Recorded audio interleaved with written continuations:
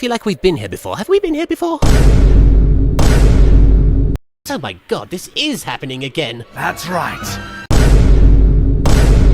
NANI?! A few moments later. I know. Before you guys come at me, I know they don't have enough spaces left. Apart from 6. But tell me something. They had space for Pansy!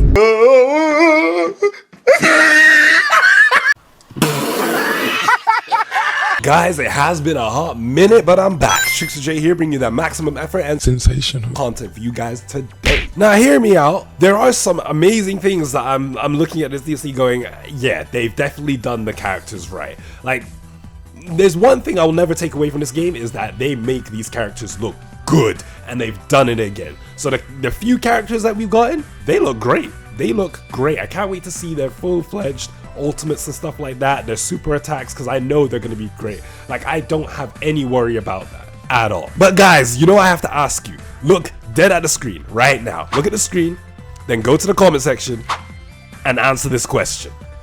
Are you genuinely happy with the content, all of the content that we got for this DLC?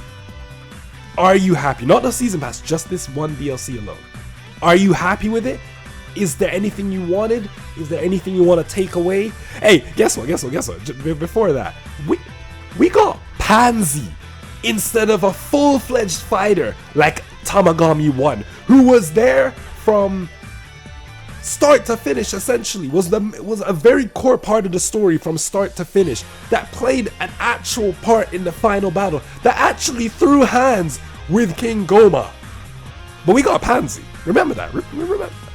Guys, don't get it twisted. I'm one of the ones that actually enjoy playing Sparking Zero to this day. I will still hop on it, play it, practice a little, play with my friends all the time. I still enjoy this game, and I still want to enjoy this game. And I was one of the ones that was hoping that when I saw this DLC, I was going to be flying out my seat, jumping around, going, yes, you know, they finally done it right. We're going to get an amazing trailer. And, alright, you know what? Let's start off with the positives here. We finally have the English voices for the Dragon Ball Daima pack. Now, I'm happy, but it's something that we should have gotten. You know what I mean? It's like, when I saw it, I was like, okay, finally. It wasn't a, oh, nice, yes, let's go. It wasn't like that. It was finally. I shouldn't be going into a trailer going, finally. Like, what is that? But we finally got it, and I understand why all the other games got it before, because especially Kakarot had to get it before because, number one, that's a story-based game, and there's so much more dialogue compared to Sparking Zero, where Sparking Zero, all they do is like one-liners and all of that stuff, so I understand that.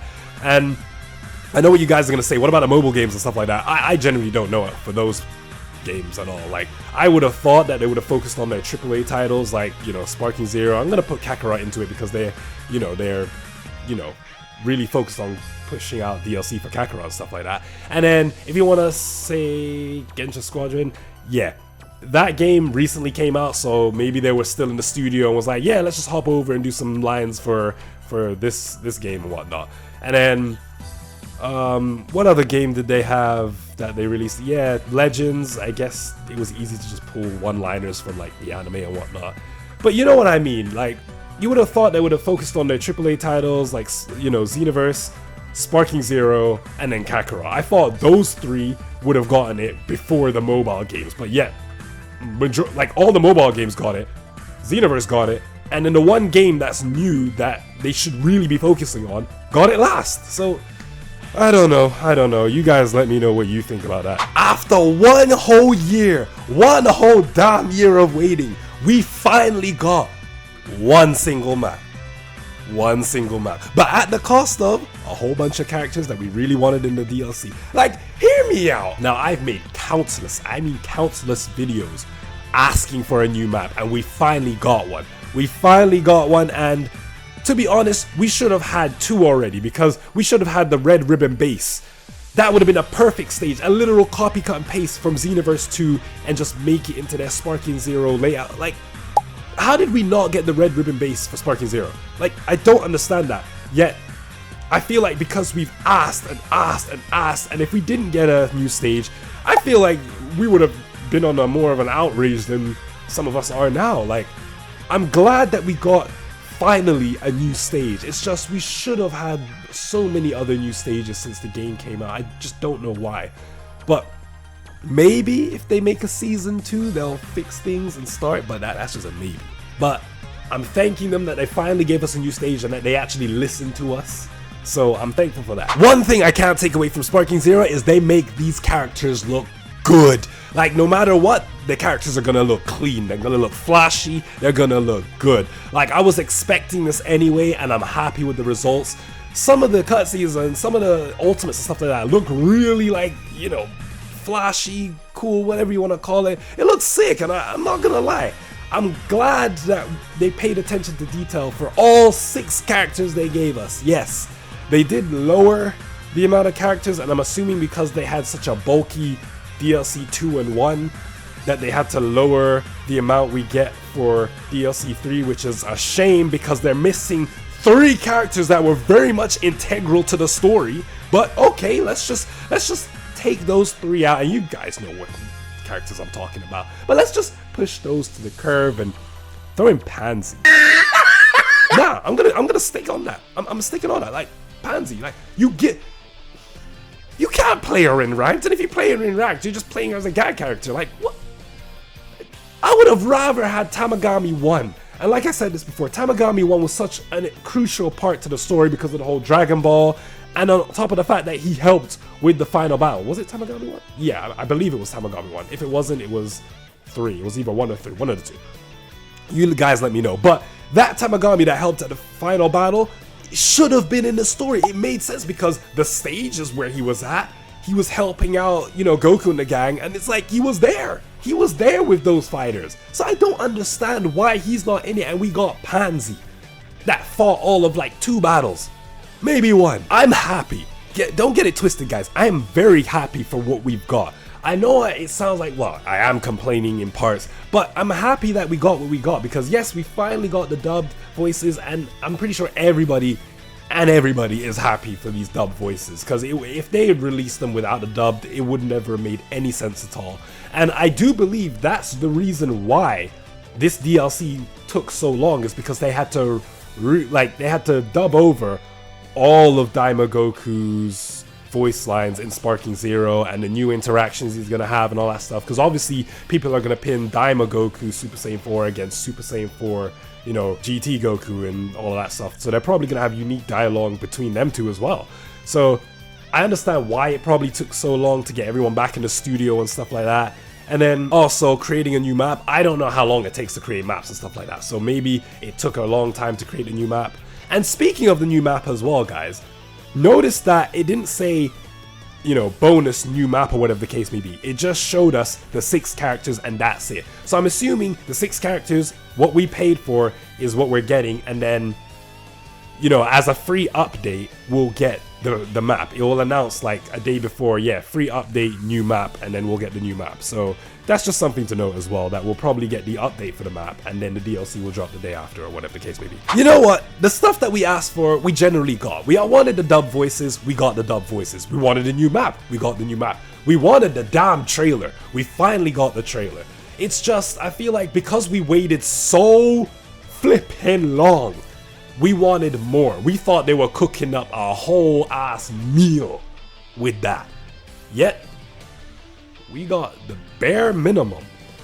And I'm just hoping that the game, that these DLC characters play well. They look really flashy, they look really cool. I just hope they play well and that the new map looks great when we play on it and stuff like that. You know, we can destroy the pillar, you know, the little horn pillar things and stuff like that, like what they did in the anime. I'm just hoping for that. Some destruction based stuff on the map.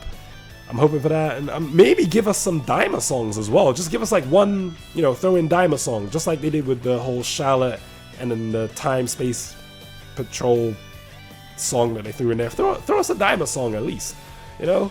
Make it worth the wait. Anyways, guys, I've rambled on long enough.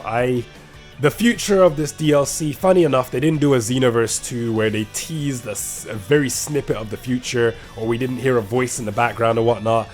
Like, I'm pretty sure, I believe that they don't even know what they want to do with the future of this DLC. Now, hear me out.